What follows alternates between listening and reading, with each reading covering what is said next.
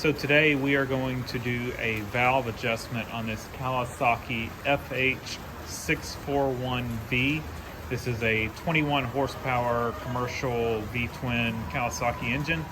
And I've got it partially disassembled to do the crankcase, breather, cover, and crankshaft seal and stuff like that. So I've got it already disassembled, but what I'll do is I'll show y'all what you would need to do to get it to the point where you can adjust the valves.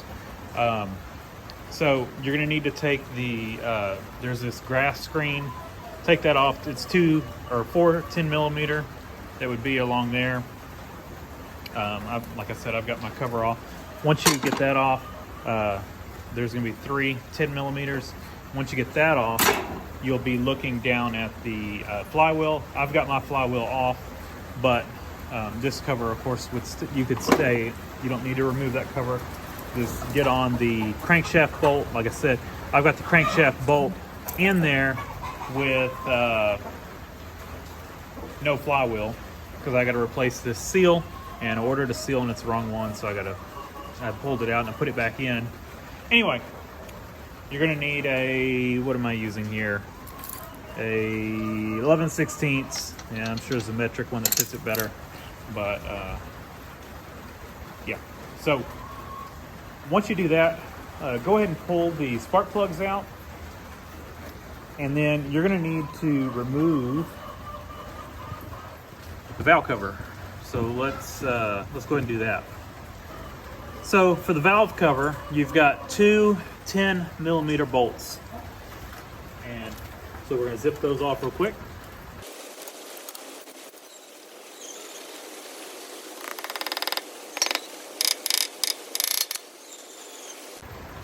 Gentle tapping there, and you're gonna need a new gasket, of course, and the gasket, bought 2. There is your gasket number, 1106070013. New gasket, and we'll have to clean this up and get the old gasket off. But so to adjust these, this is 14mm and then a 3mm.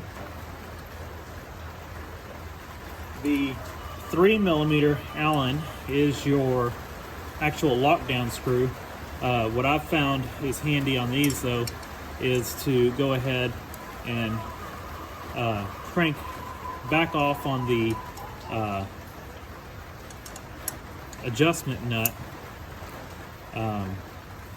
Seems to be easier instead of putting a lot of torque on this 3mm. Just adjust back off on the adjustment first. But your actual adjustment is going to be with the 14mm. Back off of that a little bit now, and then you lock it down with the 3mm. So I just loosened them up a little bit. Actually, what we probably should have done first was get it to top dead center. It's not really going to matter too much, but anyhow. So I've got a long screwdriver. Might be better to use like a tie wrap or something like that. We can try using a tie wrap. I already did the other side. I used a long screwdriver on that side. Just something you can get in there. Make sure, just be real careful. You don't want to scratch up the piston or anything like that, or get it up against the cylinder wall. But what we're going to do is we're going to watch for the, we're going to turn the engine over. I guess I could scoot y'all up a little bit. You can kind of see everything. And of course you'll have the flywheel on, I'm sure, if you're doing this. While I had all this disassembled, I figured I'd do all this at once. So we're gonna watch. So that was the intake valve coming up. We're gonna watch the exhaust valve, intake valve. All right, exhaust valve, and then intake valve. All right, so intake valve's coming up. So we should be getting close to top dead center. So we're gonna shove this in here, just straight in where the spark plug goes. And you're gonna feel the piston. See, it's pushing the tie wrap out. And, oh, you can see, let's go back, up, and we are there. That is top dead center. Turn it just a little bit, it starts going down, and right there, top dead center. So, valves, of course, are loose. I checked the other side. I've already done the other side. Like I said, I loosened these off. The other side was at 11 thousandths on intake and exhaust, and that's really loose. These should be set between 4 thousandths and 6 thousandths, so I'm actually going to set them right in the middle at 5. That kind of gives us a little wiggle room both ways. Like I said, I already backed these off, so we can't really check to see what they were, but I did check the other side, like I said, before I backed them off. So I've got a 5 thousandths feeler gauge right here, and I'm just going to go in from the side. And where is my wrench? So we're just gonna back this off a little more. All right, so it's starting to drag.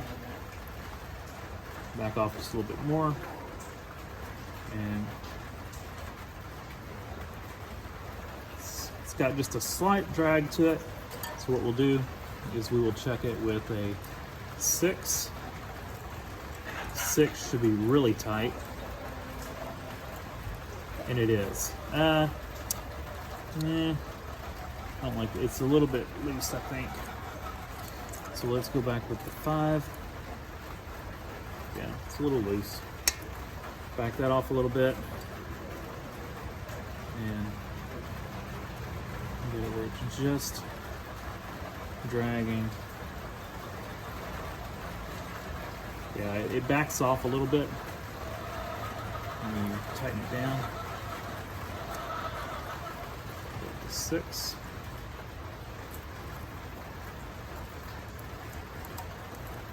Six is a tight drag, and 5 still. Okay. I'm gonna just a hair.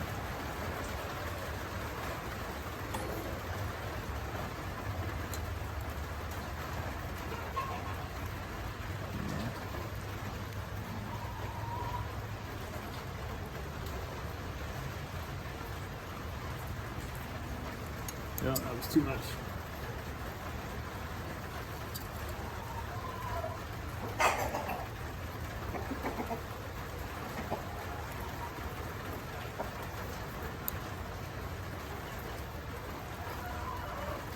Yeah, it loosens up just a little bit when you lock it down. Yeah, that is a tight fit there. And I'm a little OCD with these things. It is probably perfect the way it is. Yeah, that feels good. A little bit of a drag to it. Like I said, it seems to loosen up just a hair. And the 6 thousandths fits super tight. It'll go in there, but it's tight. So that is a true right at 5 thousandths. Just a little bit of a drag to it. Perfect. Double check that. That is tight. I've already loosened this bottom one. And the exhaust. So let's get our 5 thousandths. So now that what we've learned, let's see if we can speed this up a little bit.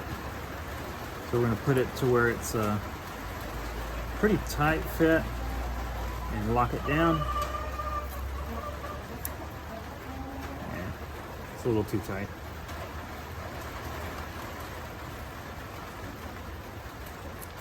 A little bit of a drag to it. Lock it down. It's too loose.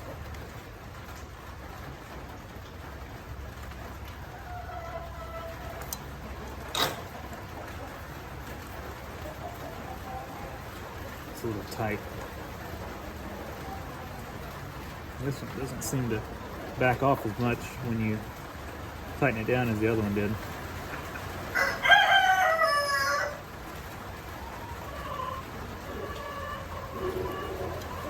Slight drag on the 5. Let's see if the 6 will fit.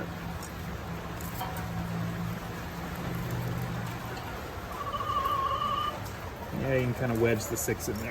That's good. 5 thousandths. Check that.